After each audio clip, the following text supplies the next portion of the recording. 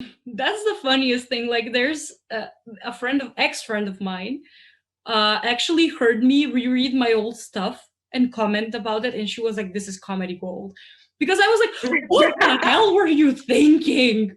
Like, why did you have these thoughts? Like, you, oh my sweet summer child, you have no idea what's going to happen, don't you?"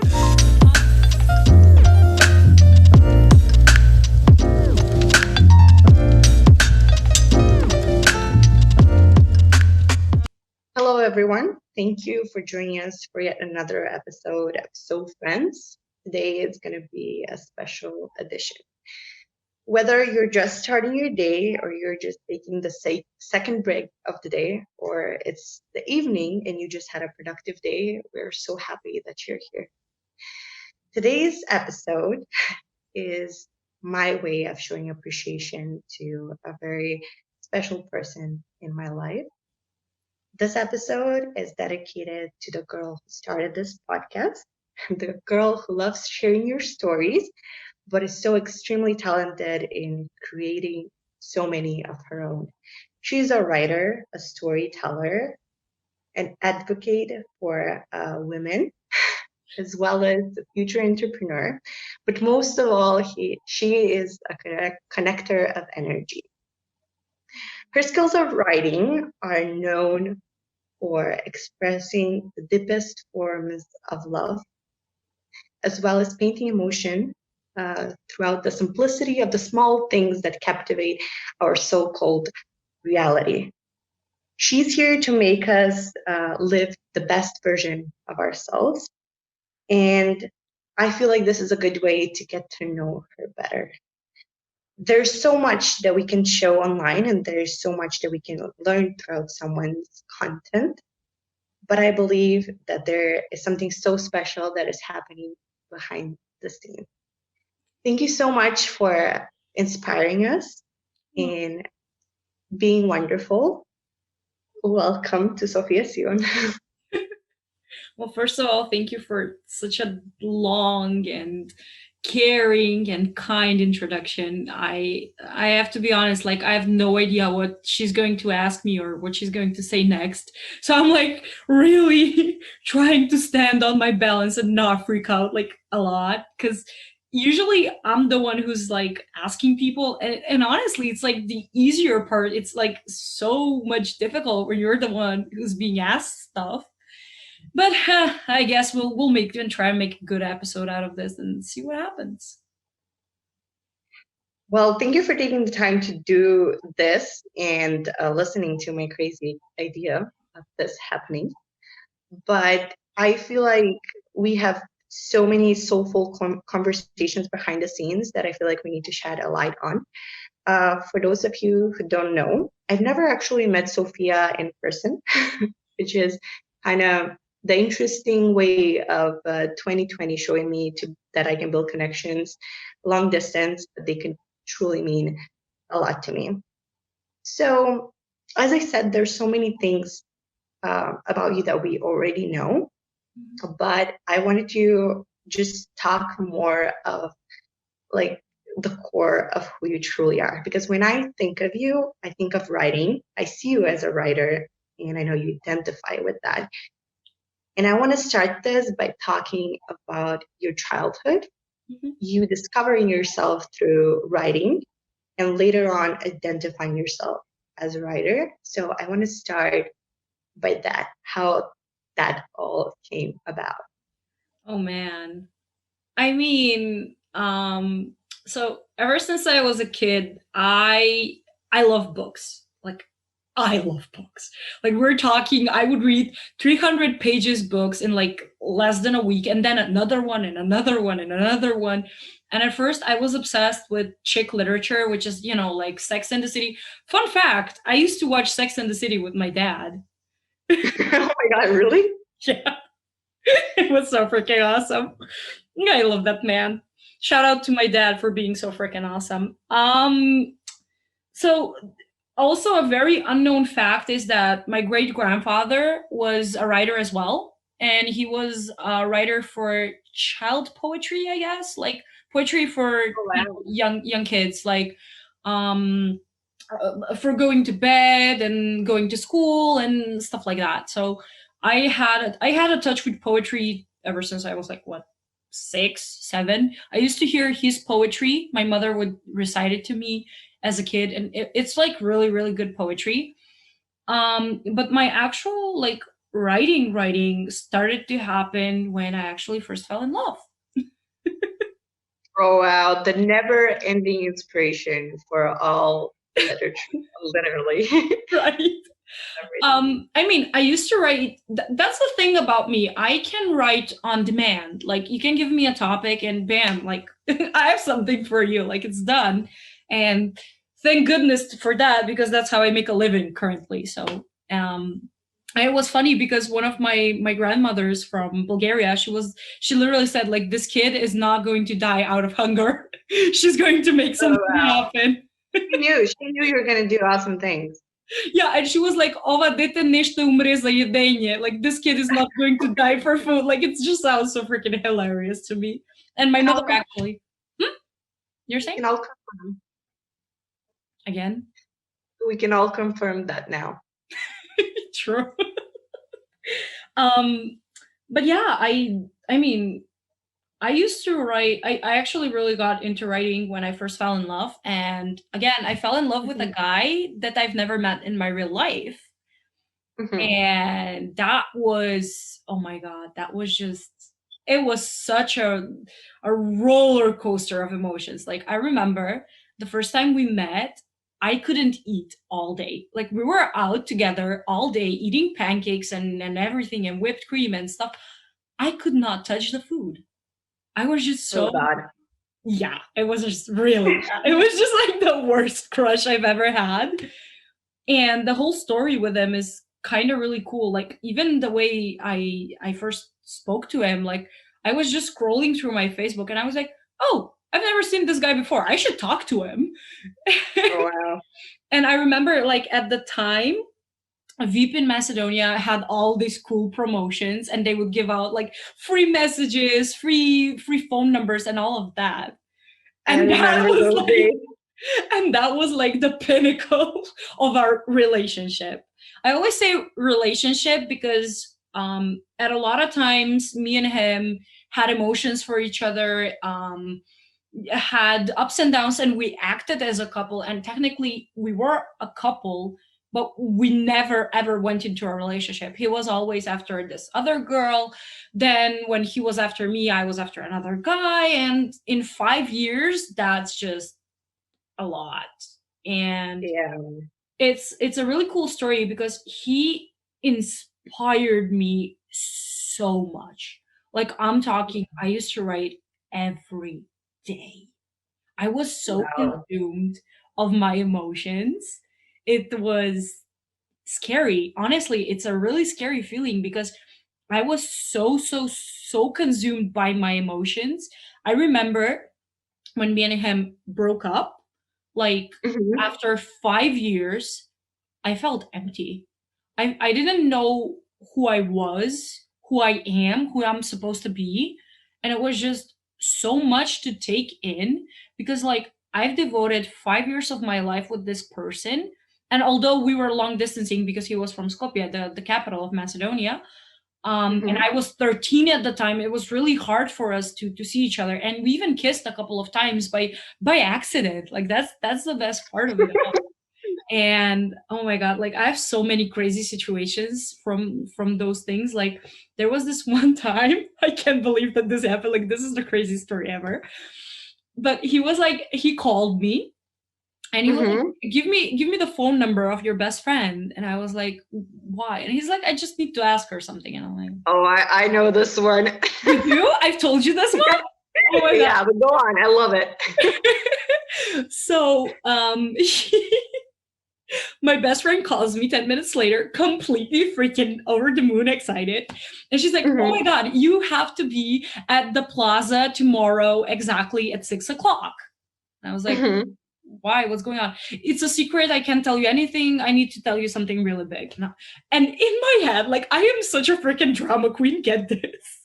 I made a freaking movie that these two are together and that now they're going to tell me. Oh God, yeah, I know this part you've told me. And then the thing that happened. And then I What? remember there was like a huge Bershka sale, and I was so such a consumerist as a kid. Like I could never save money.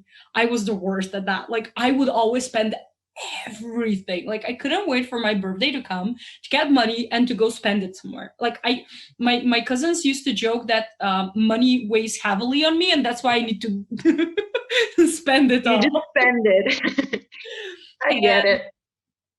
I was trying on jeans, and me and another friend were like, you know, late. Like I'm used to being late in Macedonia, even time itself is late. So it was like 6:10, and this friend's called me like, where the fuck are you? Like, come on. And I'm like, okay, sheesh, I'm coming. And so I can never forget that.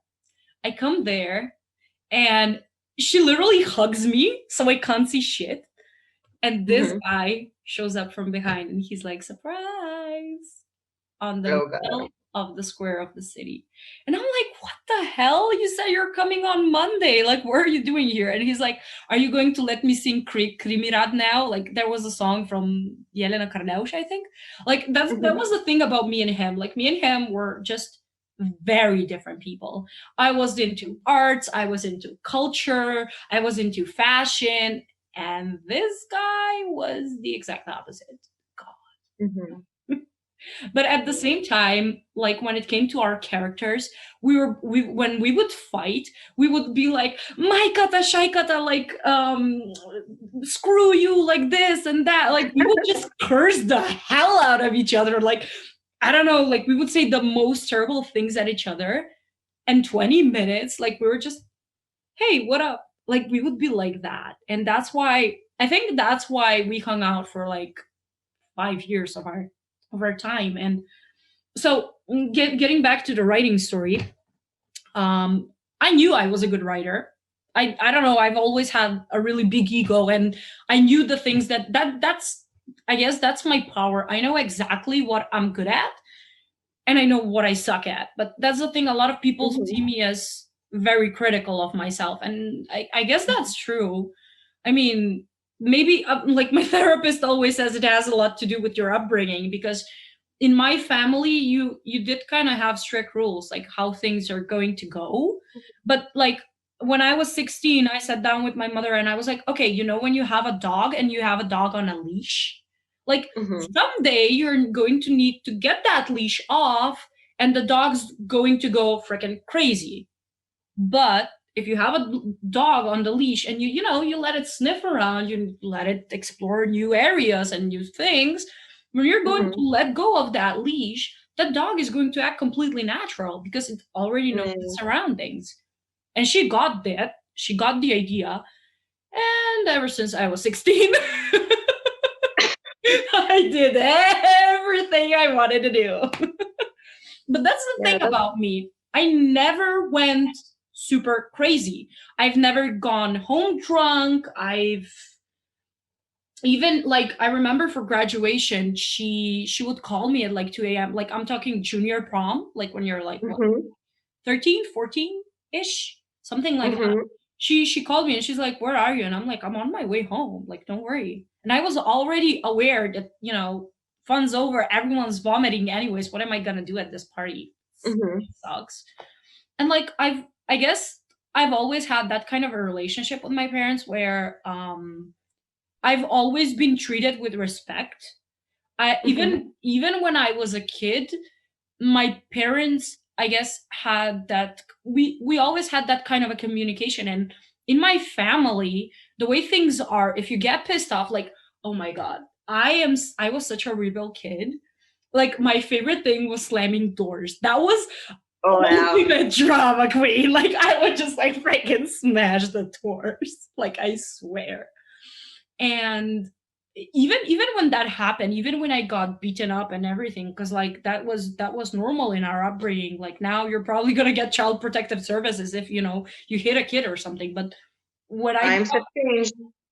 yeah, when when I grew up, it was different. It honestly was, and I don't regret it. Like my mother says that she wished she knew some things now and she would do them differently. But I'm okay with my upbringing, and the way all those things, like, they've always had the confidence. Even when I got my first job, because it wasn't a job, it was an internship in Cafe Pausa, in one of one of the best places I've ever worked for, and where I got my first mentor. um Mm-hmm.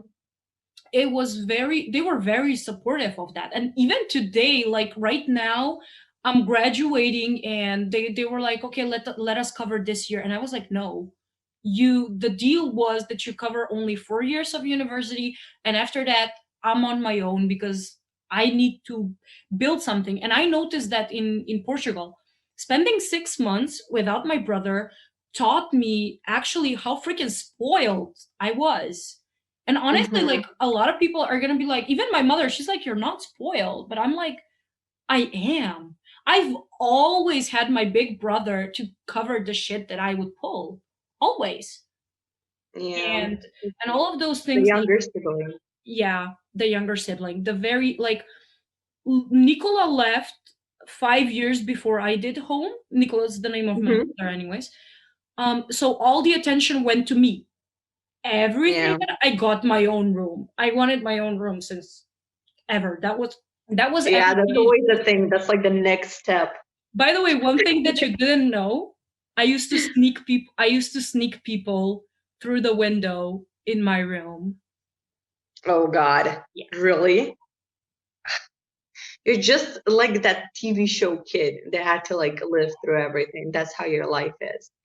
I think it's so beautiful that you touched up on a couple of things that I think they're so crucial about your life, your upbringing, Mm. of course, the fact that your grandfather actually was a poet.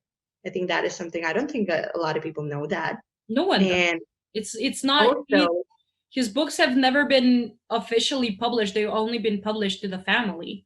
So, oh, yeah. well, it's great. Mm. And as well as a love as being a form of inspiration for your writing.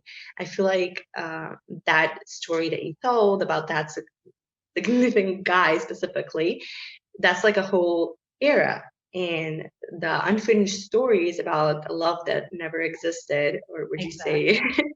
in English, is something that is deeply connected to him. I, even though I know that your writing and the style like progressed throughout the years, that specific era, should I call it, expresses emotion in a way that I really love because like it's so personal, but you connected with things that are like everyday stuff, like including our senses and how we like how we consume reality is something that I really like about your writing because when I hear you read what you wrote, and that is like the best way for me to consume what you do is like when you actually read it to people. I love that. It's like it's for me, I just want to close my eyes and I see and feel sensations because even the deepest feelings, I can feel them by sensations, you know. And yeah, I wanted to touch on that a little bit. How do you see like your past self and now your current self in order in writing? How do you see yourself maybe in the future? And what are things that were crucial about your style and like points of view and things that changed over time? Um, that's the funniest thing. Like, there's a ex friend of mine, actually heard me reread my old stuff and comment about it, and she was like, "This is comedy gold," because I was like, "What the hell were you thinking? Like, why did you have these thoughts? Like, you, oh my sweet summer child, you have no idea what's going to happen, don't you?" Um, so how I see myself as a very, very naive kid who thought that, she, even if she gets hurt, she's going to get through and she's not going to be like other people. But unfortunately, life throws curveballs that, you don't expect, and they just change you. And when I was talking to a friend who's a therapist from the US, she was like, "You are experiencing trauma and you need to resolve that trauma." But Mhm. honestly, till this day, I haven't resolved that trauma, because in my last relationship, when we broke up, it was the first time ever that it was my fault that we broke up. I was the one who caused problems. Hmm. And it just hit me so much that I couldn't sleep for 6 months. I couldn't eat, I couldn't sleep. It was bad. And it happened at the same time where I was still getting used to Slovenia and the culture shock of coming to a new place to study. And all of those things combined, just they really had a really strong effect on me. And honestly, ever since that relationship, I don't even see relationships in the same way, because I thought that you need to be with someone constantly and you need to be there for them, and they Hmm. are either scared or they don't want to give you answers because they're afraid of themselves, and like stuff like that, that stuff that you could see in the movies. But there was this one guy who's actually the first guy I ever slept with, honestly. And he said, Sophia, you can't get all the answers. And I was like, why? Why can't you get all the answers? And he was like, you're not supposed to. It was that simple for him. And I was like bashing my head trying to understand what he's trying to say. And all of those things shaped the way I see my writing now. Like there are definitely, like, now that I'm actually, it's a really unknown fact, but I am preparing unfinished stories to be a book. It's first gonna be in Macedonian, and right now we're preparing that. So I have to reread all of the blogs and just go everything. And there are definitely some really amazing pieces that even I wonder at myself, and I'm like, damn, this is some really brilliant writing. But then there are just some that are, he doesn't love me. What am I going to do?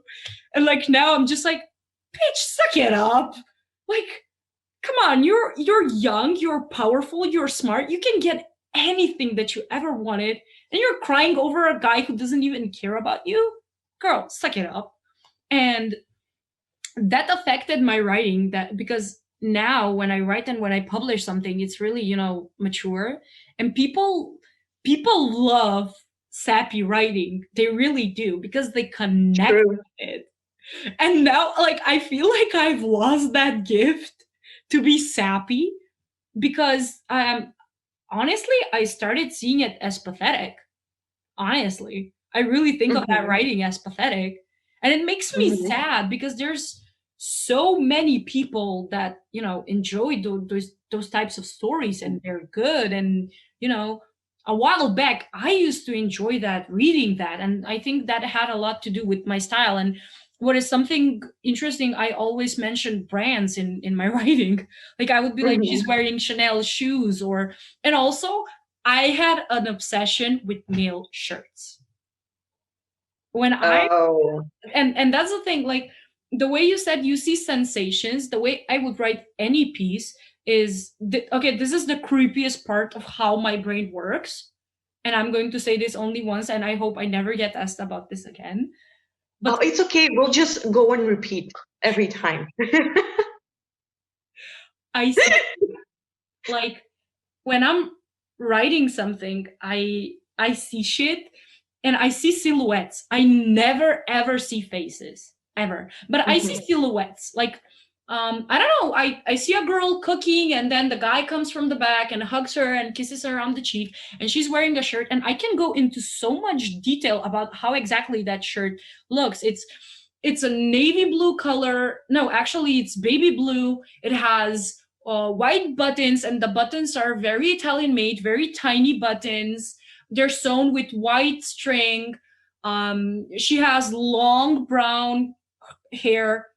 It's not straight, but it's not curly. It's like wavy.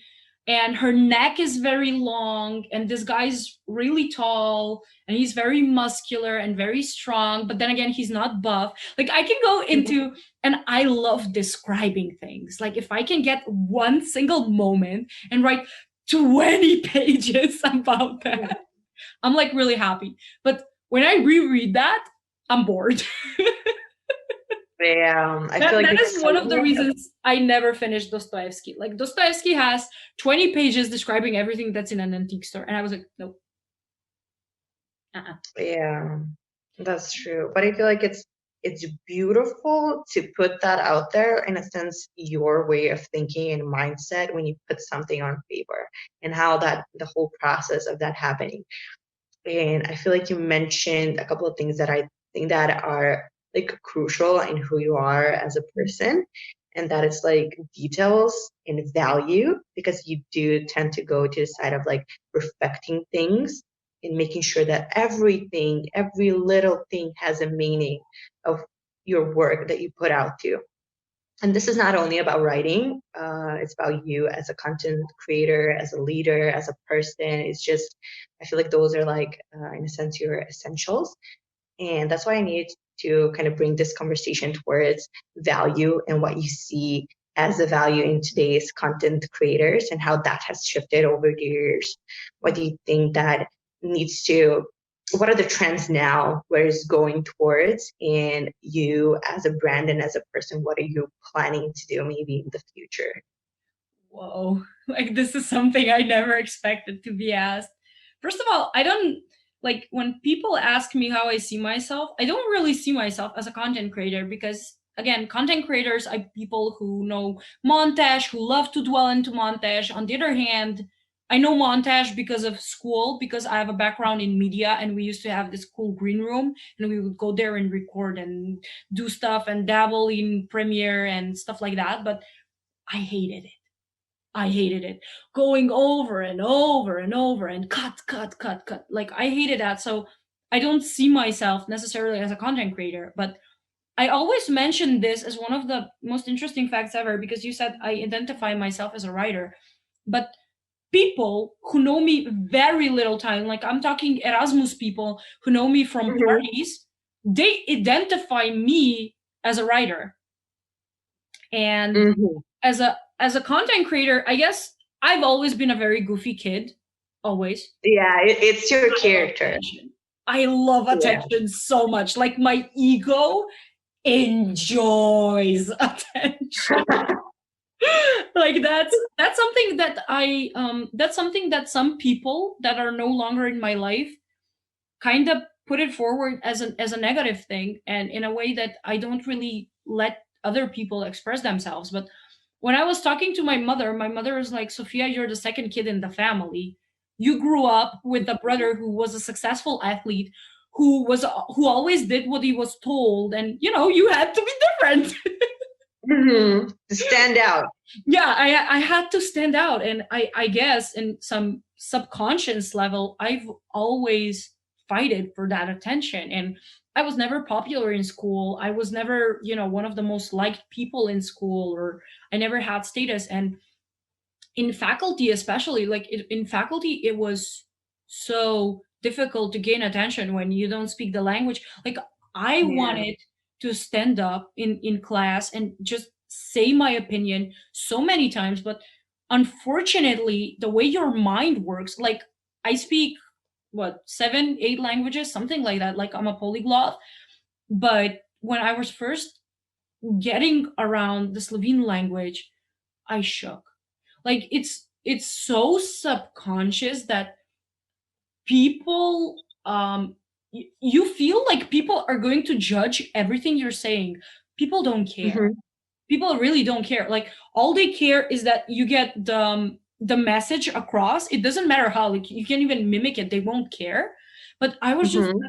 even now every single time I'm talking to a Slovene person, I am just so into my mind, whether I use the right passive, whether I use the right words, whether I use Mm-hmm. plural, dual in because the Slovene language has dual. Whether I used it in the right way, is this the right way the sentence should sound? Does it sound with Balkan? Like, what is my accent? And like, you have all of these thoughts, and I got so consumed by it at the beginning, and it was just I literally had stage fright. And I'm not talking like standing in a stage in front of people. I'm talking on a stage where it's not even a stage, it's just getting up from your seat and just saying, this is what I think on this topic. And that's something that I've studied. But to get back on the topic, because you asked me something else, Man, what I see in content creators, like content creators became marketing communications. Like Instagram and definitely Facebook as well, and Facebook groups became such a powerful tool of marketing that, in a way, the actual values got lost. For example, I don't go to Fashion Week anymore. I don't. Nowadays, even if I get an invite, and I promise you, that is going to happen very freaking soon, that I'm going to get an Hmm. invite from them and I'm going to say no. Why? I remember going to the last Fashion Week.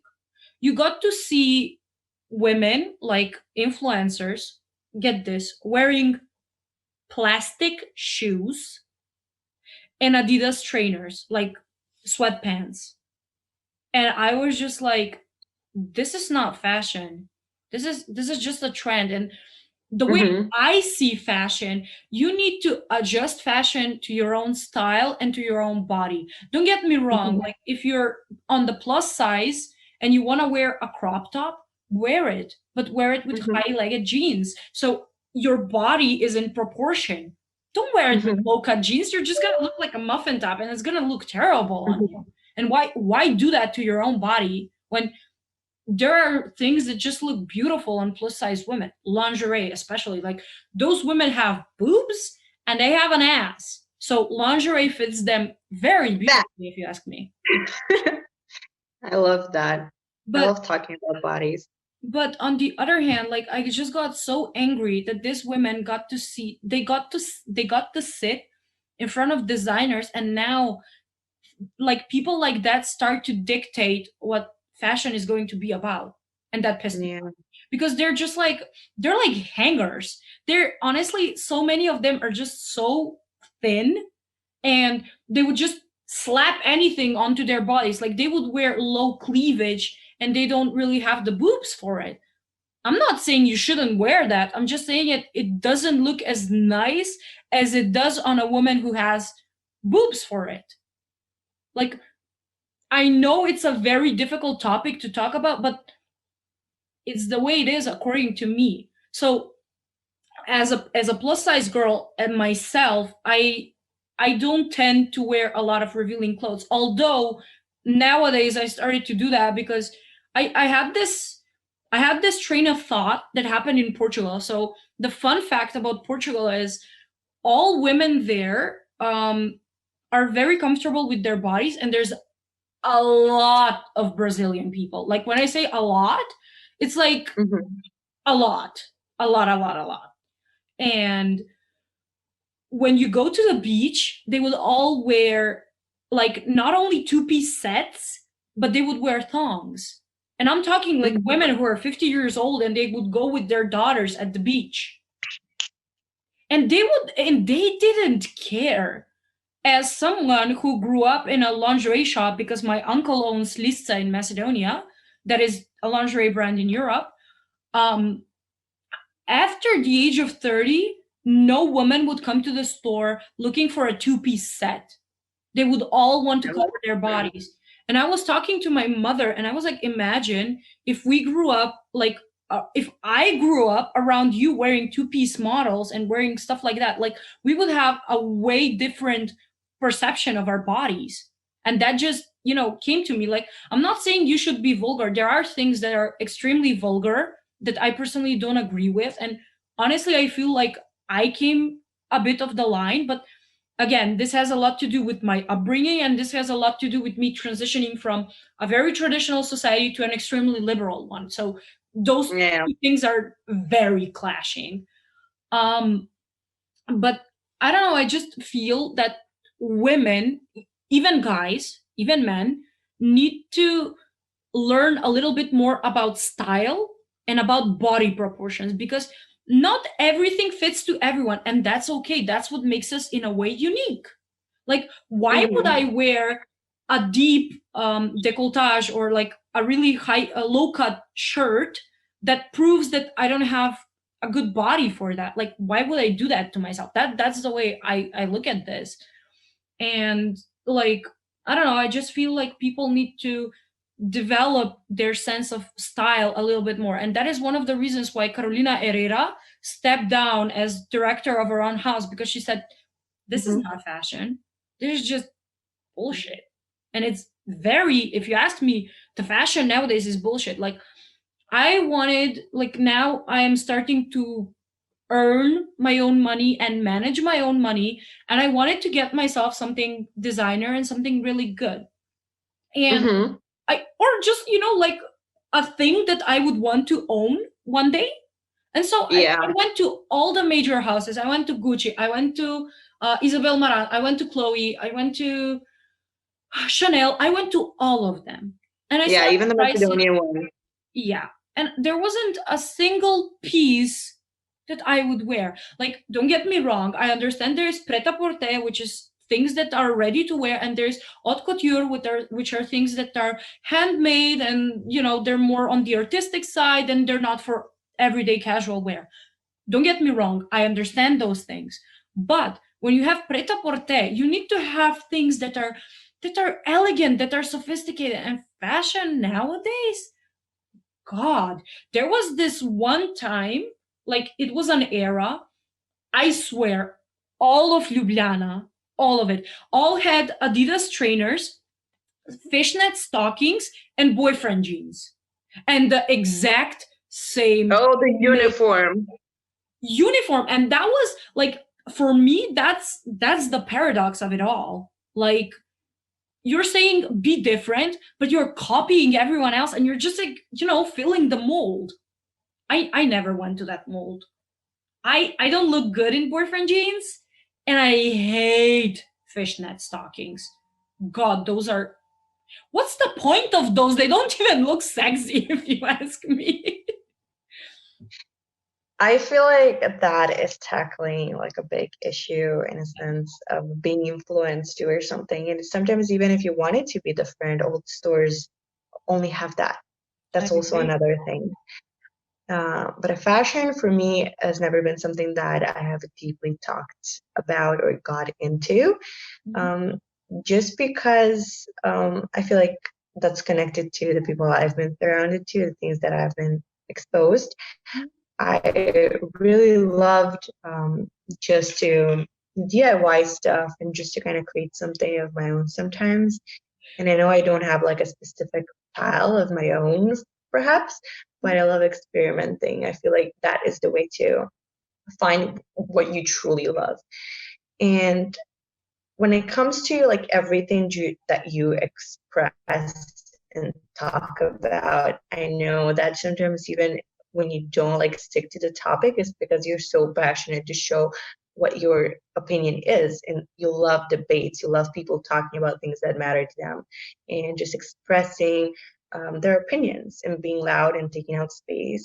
Um, Whether it's the right thing to do or not, because who is there to define it at the end of the day? We just need to raise awareness about things that matter to us. Mhm. I want to dig in something about like your personal life and your relationship with your mother. That's something that you always mention. I feel like she is a huge part of who you are. And I know that there are like specific, like I don't know, in some poems you do mention her or even in your writing. And there's something I really love when you said that I was born in my mother's heart and I was raised in my father's hands. And I want to talk about your relationship like with your parents, with your family, and especially your mother. And how do you think that that shaped you in who you are? And how do you like keep a healthy like relationship with them? I know that it changes throughout the years and as you grow up and the story about the dog and the leash and everything. I want to get more into detail about that because I feel like we sometimes, especially in Macedonia, I feel like you've been under the roof for such a long time.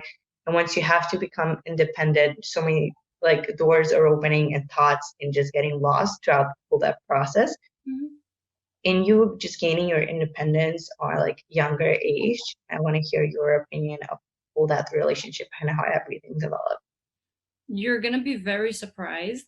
Um, as a kid, I barely got to see my parents. Just like a lot of people in our generations, because our parents, that unfortunately that generation was so unlucky in a sense that they already like they had to work really really hard, especially in Macedonia, because my parents married at the time of the transition, so 1991, and Hmm. that's the time when Yugoslavia fell apart. That means Yeah. everyone to each their own. That meant struggling, that meant getting adjust to everything being private property. And the wealthy kids got their like handed out on a silver platter from their parents, where unlike my parents, who like we consider myself as middle class, and but then again middle class doesn't really exist anymore. But when I was a kid, it existed, it definitely did. And it comes from that they were working all the time. But what was different was my dad worked in let's say in a state company, because he used to work in the what's it even called, like PTT, the like Hmm. telephone, telegraph, and mailing stuff. Yeah. I'm sorry, I have no idea what's the word in English. It's okay. I think that people just know the general. And it was so much easier for him, because he actually, he would come home at 4 o'clock in the afternoon, and he would go to work at 1 p.m. and come back at 8 o'clock. Which my mother, it wasn't like that. My mother used to work for a very long. So get this about my mom. My mom has a degree in biochemistry, but she has worked in trade all of her life. She wanted to study medicine, but she just it wasn't the time. She couldn't get in and all that yada yada stuff. So she ended up working with my uncle, and my uncle opened up his own store, and it's a really successful store. And my mother worked there for a very long time, until 10 years ago she opened up her own store. Hmm. And but how that affected me was I was very angry at my parents. I remember this one time, I'm never going to forgive myself for that. I screamed at my mother, "You don't even know who I am. You don't even know what my favorite color is." And that Hmm. was like at that time, my music taste, my fashion taste, my love for colors, my love for everything, it was very like I grew up a lot around my grandmother, rest her soul, I miss her a lot. um and I didn't, as a kid, I didn't really get to see my parents a lot. I never got to talk to them or connect to them. But when I got into my teenage years, my mom had to stay up, and she would sleep on the couch waiting for me every night. And at the end I was just like, "Woman, just go to bed. I'm going to get home every night. I'm going to come to your bedroom and say, hey, I'm back and whatever, but just please go to your bed, because our couch is so old that it literally hurts when you sleep on it." And I didn't want that for her. Like, she's already like 40 years of age. Like, why make it worse?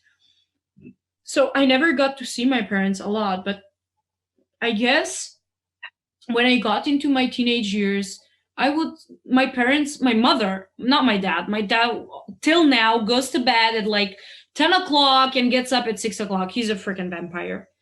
Uh, and as a kid, like again, under the influence of this relationship, we would stay all night talking. And if I wasn't talking to him, I would talk to my mother till like 1 or 2 a.m. And then I would go on and play video games. I was obsessed with video games. Like, not a lot of Oh people know well, this, but I was like a hardcore gamer. Like, I had very no hard. idea. Who That's would why have that's why thought? I quit. That's why I I quit. can't even imagine you gaming. Well, maybe I could just you screaming at the computer for some kind of reason. That's what I imagine. Exactly. That's Yeah, exactly that how kind it of was. sums it up. I broke 3 keyboards on Guitar Hero. I broke 3 keyboards. I was so freaking pissed. Speaking of keyboards, shout out to Buki. He'll know what it means. I just love bugging him about things and pointing things out. It Yeah, is what it is. yeah, That's our relationship. yeah. But And yeah. so when I got a bit older and as I was making my choices, my mother used to sit a lot with me, and actually we would pour. Oh my god, I remember that. Get this is one of the best stories ever. Have I ever told you the story about the martini glasses? How I actually got to taste my first martini? Nope. Okay. I have no Fun idea fact about that. about me is I'm such a ladylike. Oh, My favorite drink is martini. it's Sex in the City. That's what got you there. In martini, they drink Cosmopolitan. They don't drink martini. Close enough. Who would have known? I hate Cosmopolitan. It has the worst taste. But they're similar. I feel like, whatever. Not really. Also, there's a very big difference between European martini and American style martini. Don't drink the American one, it's vodka. Oh my God, In yes. Europe, we make it with vermouth, which vermouth is very, very sweet. Okay, so story time. So Yeah. my parents are, they've hung out with aristocrats a lot. So although they're not aristocrats themselves, they have the manures and acting, and when I joke with they know what spoon and what fork to choose for the salads.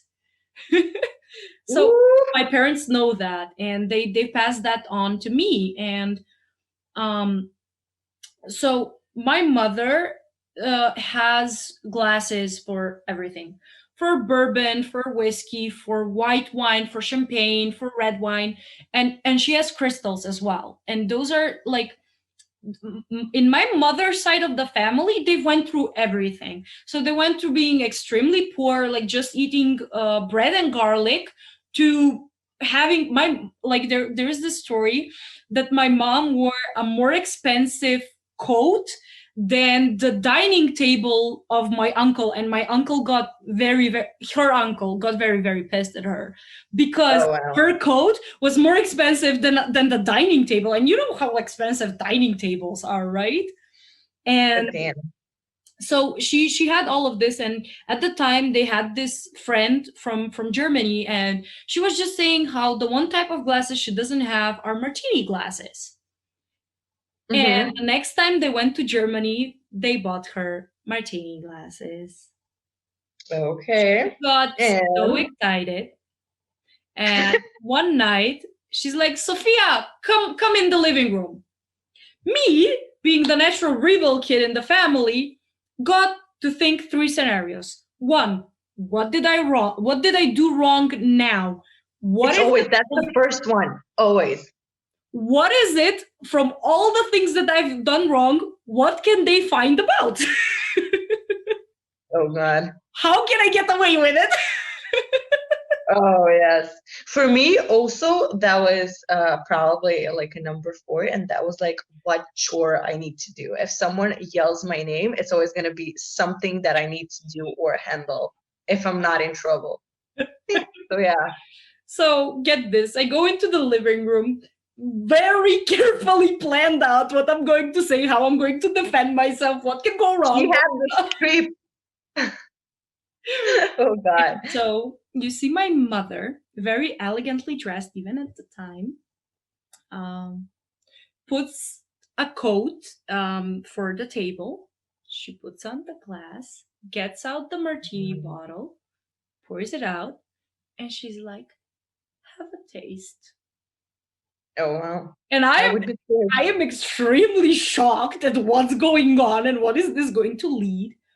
And I have a taste, and it just had the absolute perfect taste. And after that, me and her talked about so many things. Getting back to the relationship. So a lot of the times I would just sit down with both of my parents and talk about stuff. I would talk about history. I would talk about not the economy, because I really didn't want to see the news or the economy. I hated everything that had to do with economy, because all of my mother's side, they're like economists, and they were like, you should study economy too. And then you have my brother and my two cousins studying economy, and I was like, fuck no, I'm going to be the freaking artist of the family, bitch.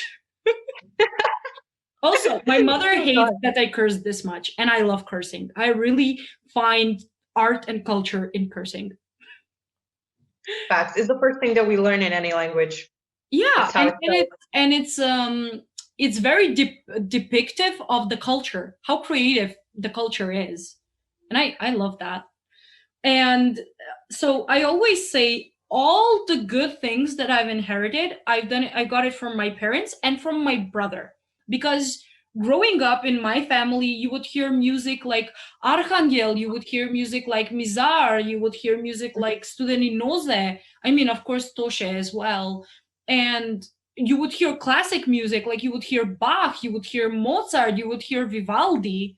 And my parents just, ever since I was a kid, they always infused me with those type of things. And also, every Sunday in my family is movie day. Like, I would have chores in the morning, help my mother out with, stuff. I didn't really help out a lot. I was a really terrible kid at that. Like, when I was 16, I just got really bad at those things. Like, everything that I need to be taught, I didn't, because I was working. I was really devoted to my work. And I just remember that, like, all of the movies, my parents hate Hollywood movies. Like, they just, Oh, well. quote unquote, Američka bljuvotina, and that in translation is like American throw up, like bleh, something like that. I don't know. And I love the descriptive demonstration of that. I feel like that would gonna stick in our heads forever.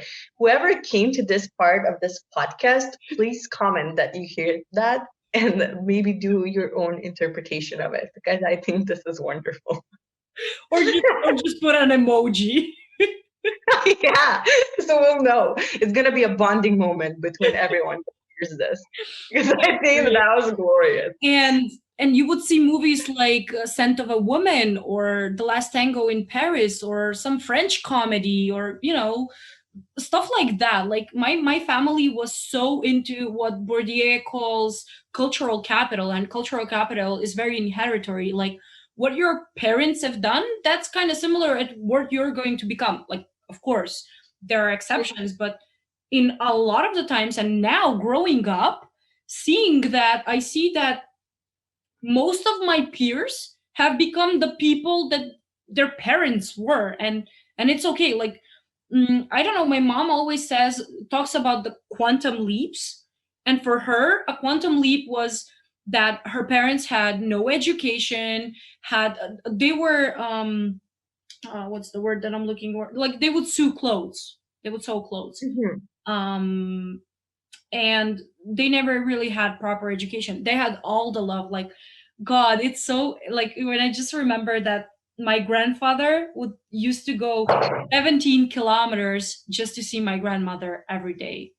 And they Oh, got wow. married at the age of 16, and they went through everything together. And when my grandfather died, my grandma didn't want to even, like, she never ever thought of another man ever again. And Yeah. she still misses him, like, a lot, because my grandfather died very very young. I barely remember my grandfather because I was like, he died in 2004, and I was like, what, 4, I was like 6 years old when he died. Mhm. And on the other hand, my father's side of the family is very different. Like, to get not to get into it a lot, but everything in my mother's family was done with a lot of care, with a lot of emotion, with a lot of empathy. In my father's side, it was a little bit survival of the fittest, and Yeah. you can really see that in my family. And I guess it's not really a bad thing, because I'm very determined and very head forth with things, which sometimes gets me along the way, because sometimes it's my way or the highway. And in business, that gets you a long way, because it opens up in a lot of doors. And even in my personal life, I'm like, I want that guy. Bam, I get that guy. Why? Because I freaking wanted it. And I know how to stand up for myself and ask for something. And all of those mishmashes had a really really huge effect on me. And again, coming back to my mother, I that's the fun fact. I have a closer relationship with my dad than my mother, because Oh. my mother and my brother are the same coin, and just two sides. because Mm-hmm. they don't really want to be around people too much. They want to sit at home. Like when my parents came to Ljubljana, when I surprised them for my mother's birthday, not last year, the year before last year, Okay. when I came back from the States, um my mom and my brother would just stay at home. They didn't want to go out. And my dad was like, let's go explore. Let's do this. Let's do that. And like, I got my dad to go to my favorite jazz bar, and we used to drink beer together. And that's the thing. Like, I always bonded more. I was a daddy's girl forever. And even my name was supposed to be originally Jordanka, according to my great grandmother, because that's how, Imagine that.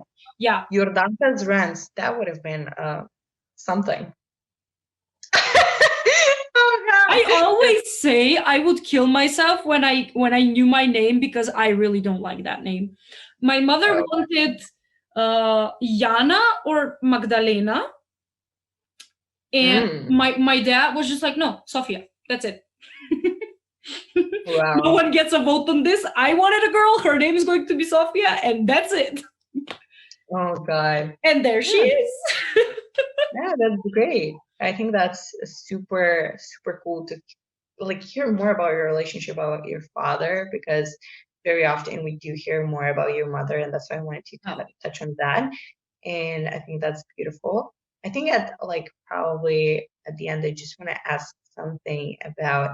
I know that this is so dear to your heart, and I feel like it's topic of just women empowerment and like mentorship and stuff like that, and growth specifically as a woman. And I just wanted to ask you personally, what is something like an advice or personal experience that you would like to share on this topic?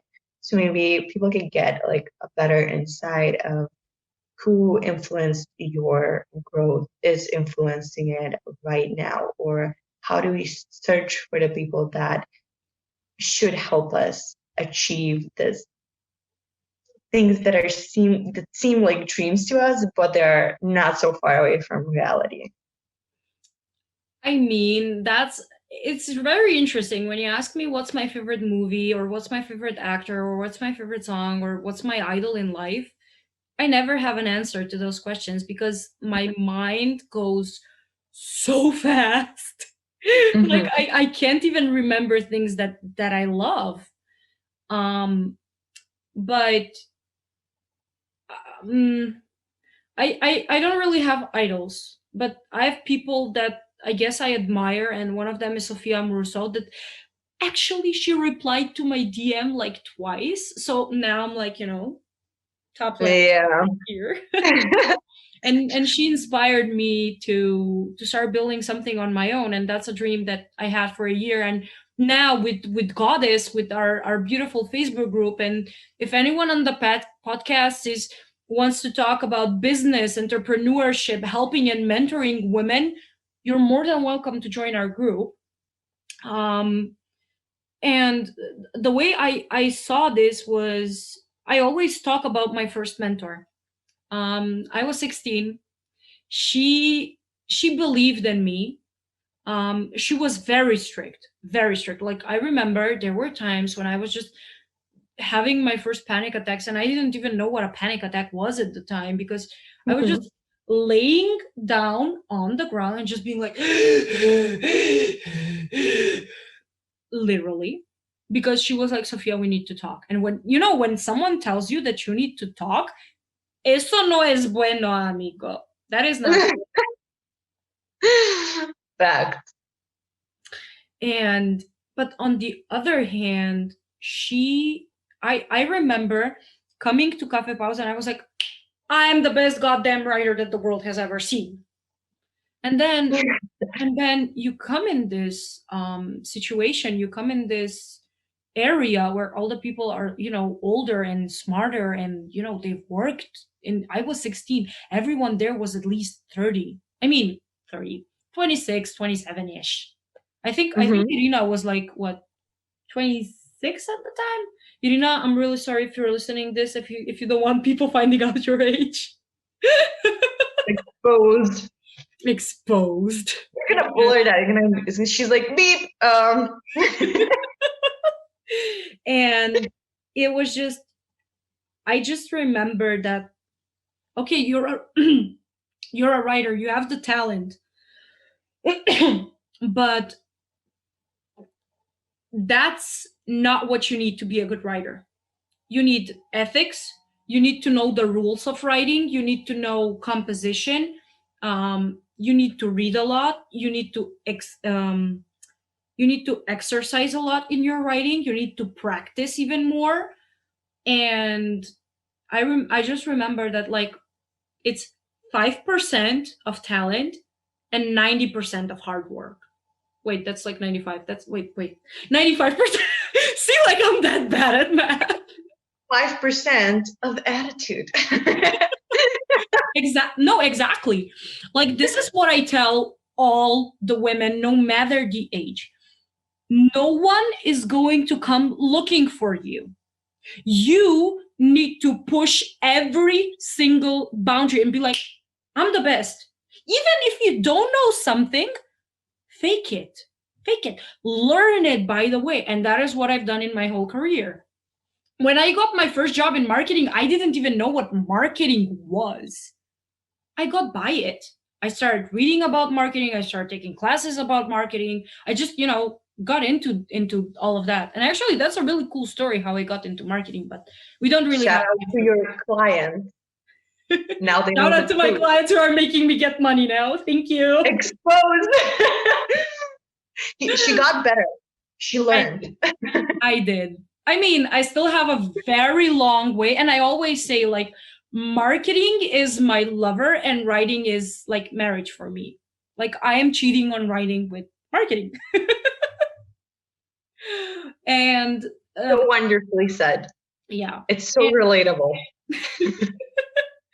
And I really, really want women to, like, what we're doing with Goddess right now is, I really want women to connect between themselves and open up doors, because I remember just being in Cafe Pausa, like, a month after I got there. I think I got there in March, and in April, 1st of April that year, I know because it was my anniversary with the guy, um was Fashion Week in Skopje, fashion weekend in Skopje.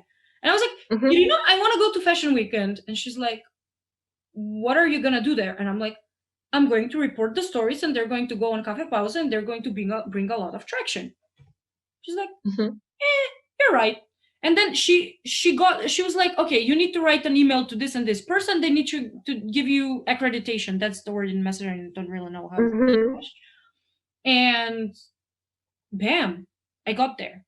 And just being on Fashion Week, having the opportunity to interview designers, and I have so many crazy stories from Fashion Week and all of that. And just being there and meeting all these, like, in a way, high class people changed my life. I really believe that I got into Ljubljana because of my job in Cafe Pausa, my internship in Cafe Pausa. And Irina taught me that talent is great, but you really need to put in the You work. need to And work. yeah. And at the time, that's the thing about me. Everyone thinks that I'm such a big workaholic. And the answer to why I work 12 different things is, one, because I cannot keep the focus on just one thing. And second, I get so easily bored. I can totally confirm that. That's true. Yeah. Like, even with writing, I always go back to writing, but that doesn't mean that I like, recently I had to edit 14 pieces of work, and when I was done with the 14, I was like, okay, done. I'm just done. Mhm. I don't want to do this anymore. And that's what I want to do. I just want to do 1,200,000 different things every single day. But Oh, unfortunately, all of the successful people, what's one really, really key thing about them is focus. Focus. yeah, for sure. If you have the eyes on the prize, it's so much easier to get it. And that's what I want for women, and for, in a way, female empowerment, because one of the best things that I recently heard is that women really fight with each other to get a position in the job that they love. Why? Because there's only one board seat for a woman. I mean, now the whole landscape of business is changing, but I think like even when I was a kid, you can't really see a woman as an entrepreneur. Like the woman, like I grew up in a household where if you didn't make the right type of coffee, you're never going to get married and you're going to bring shame to the family. But and they always wanted me to get married and have kids because for my parents that's like the pinnacle of success.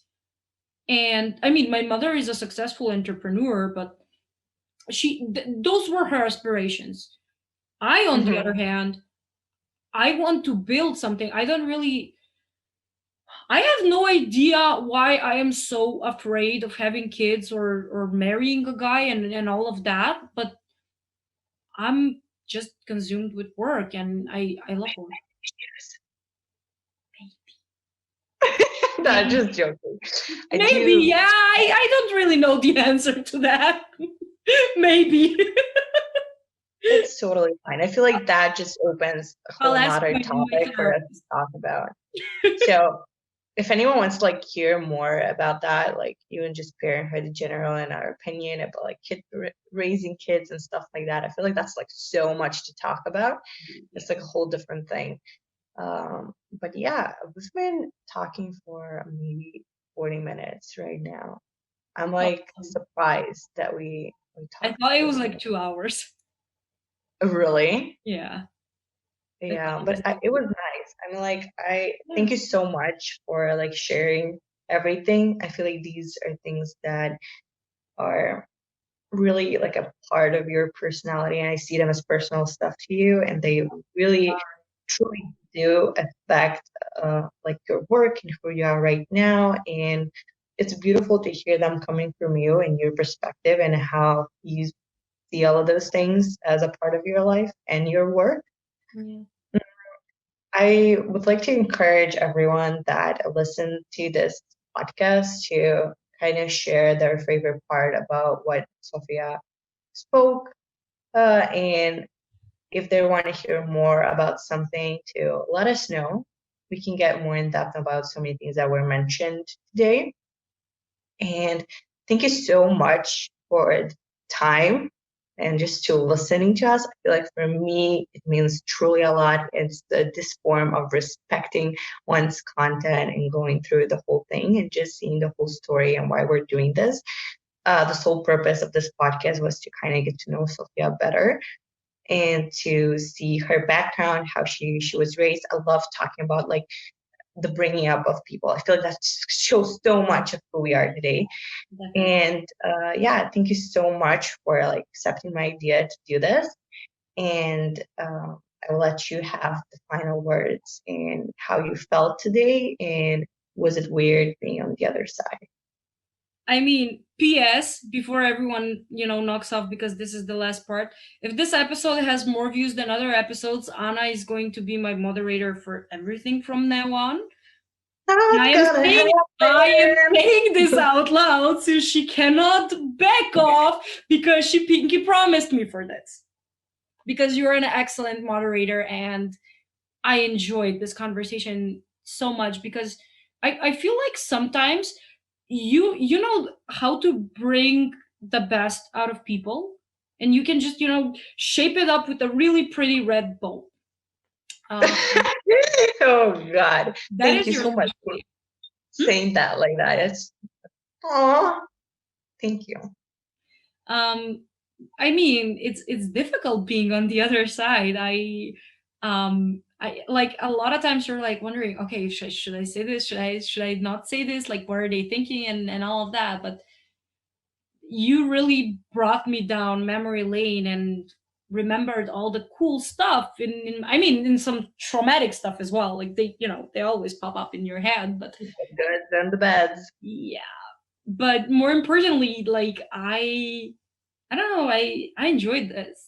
I mean, it's me being center of attention, of course I enjoy it, but I don't know, Of you have course. every single time that I am around you, I just get softer and more slow. And I guess a lot of people have told me if I slow down for a moment, I would be a way greater version of myself.